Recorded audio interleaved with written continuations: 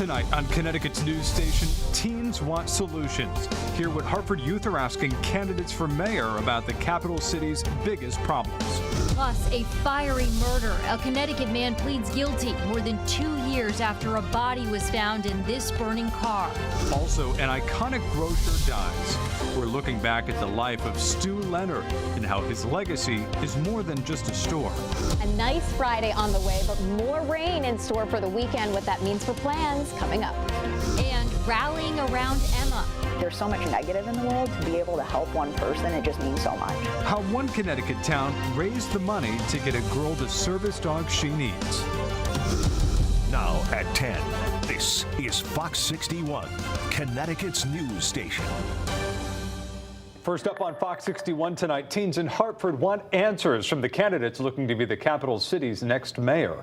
Good evening, I'm Ben Goldman. And I'm Jen Bernstein. Thank you so much for joining us. 8 candidates talked with the teens about their most important issues during a youth forum this evening. Fox 61's DeAndrea Turner was there tonight. She joins us in studio to tell us what those teens wanted to talk to those candidates about. DeAndrea. Well, Ben and Jen, I talked to many of these teens today, and so many of them are born and raised right here in Hartford. They tell me they want whoever the next mayor to be. They hoping that they'll listen and act on their concerns. Through the lens of the youth. We're holding this forum because we're trying to make Hartford, Connecticut a better place and a safer place to live as well. Hartford mayoral candidates got to hear what's important to the next generation. It's kind of good to see that our generation is coming out to, speak out about it more.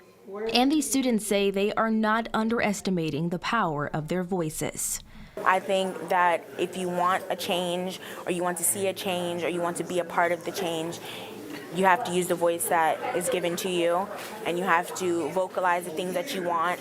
Thursday's event was put on by several organizations. The youth from each organization came together to ask questions that were most important to them, ranging from gun violence prevention to sustaining inclusive spaces for youth.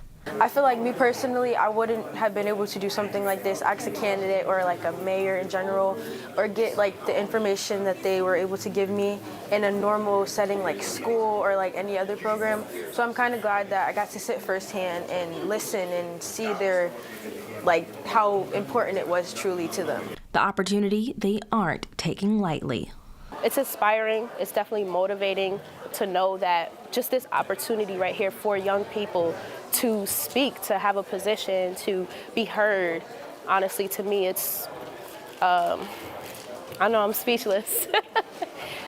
And now each candidate, they had 2 minutes to answer each question the teenagers asked them, and the entire event, from the moderators to the timers, were all local youth right here from Hartford. In the studio, DeAndrea Turner, Fox 61, Connecticut's news station. Good opportunity for them to do that. DeAndrea, sure. Thank you.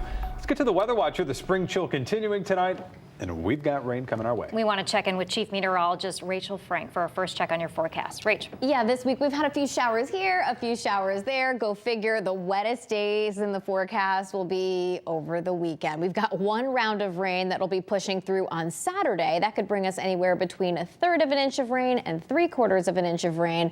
A little break in the action to start off your Sunday, but then as we progress through Sunday afternoon and especially Sunday evening, the rain will pick up again. And I think round number 2 will be a little bit more intense, and we're talking about a total of about 1 to as much as 3 inches of rain. So we just got through a weekend super soaker, and we have another opportunity for a couple rounds of rain heading into this weekend. Right now we're looking at temperatures in the mid-40s to right around 50 degrees, but we'll be cooling off tonight, and I think some temperatures could actually start in the upper 30s as we head towards daybreak tomorrow. There is a chance for some patchy morning fog as well. Here's a look at some of those low temperatures. 39 when you wake up in Windham, right around the 40-degree mark in Meriden, and low to mid-40s for the Connecticut shoreline. Any early areas of patchy fog will break for a mix of sun and clouds, although I do think that the clouds eventually start to win out, especially as we head towards sunset tomorrow night. High temperatures will eventually climb into the low 60s, so it's not a bad finish to the week, and we do stay dry, which is not something that you can say for many days in the 7-day forecast. So there's a little bit of a spoiler alert for you. We'll show it to you full forecast coming up in just a bit. All right, thank you, Rachel. Well, new at 10, a Waterbury man has pleaded guilty to murdering another man from Chicopee, Massachusetts, more than 2 years ago. Connecticut's U.S. attorney says 40-year-old Calvin Robertson and another person kidnapped 28-year-old Francisco Roman Jr. in his home at gunpoint back in December of 2020. They drove Roman in his car and killed him on their way to Hartford. 2 days later, police found the car on fire and Roman's body was inside with several gunshot wounds. Robertson was arrested in February of 2021. The trial has not begun for the other suspect. Robertson awaits sentencing and faces up to life in prison. New at 10 tonight, Hartford police are investigating a shooting in the Frog Hollow neighborhood this evening. Officers responded to a report of a person shot on Zion Street just east of Pope Park around 5:30 this afternoon. The man in his 30s was brought to the hospital to be treated. He's expected to survive his injuries. Anyone with information about the shooting should call Hartford police. Tonight, New Haven is investigating its 10th homicide of the year. Police responding to an auto body shop on Forum Street around 11 this morning. When officers got there, they found a 39-year-old man in critical condition. He was sent to the hospital where he later died. New Haven's police chief says they have a person of interest. This comes in the midst of another violent day in the city and after a violent weekend. But I think we're moving in the right direction. We're making crucial arrests. Although we've had more homicides than usual, we've made more homicide arrests than usual. Chief Carl Jacobson says there's no threat to the public, and investigators are working with the state attorney's office to clarify if this person of interest is their suspect. A Waterbury teen arrested after police say he went to school with a gun in his backpack. Officers arrested 18-year-old LaShawn Nance at Crosby High School in Waterbury. Crosby High and neighboring Wallace Middle School were under lockdown as police investigated this morning. Students telling Fox 61 that they're worried this is becoming a new normal. Time I heard about this, I know before people brought knives, but over the years progressed, they're bringing different types of weapons. Stuff like that has been happening a lot recently. I'm happy that they caught it before anything could have happened. It was loaded. Neighbors in Waterbury say that they believe the greater access to weapons and how teens can get guns are larger community problems. They also say that they think the school doesn't have the resources to stop the problem. Well, new at 10, a consumer alert as state regulators have extended a ban on utility companies from shutting off customer services. Pura announced it was extending the moratorium on hardship utility shutoffs through the end of October. That prevents companies from threatening struggling customers that their utilities will be turned off. Millions of dollars of overdue bills have accumulated since the start of the pandemic.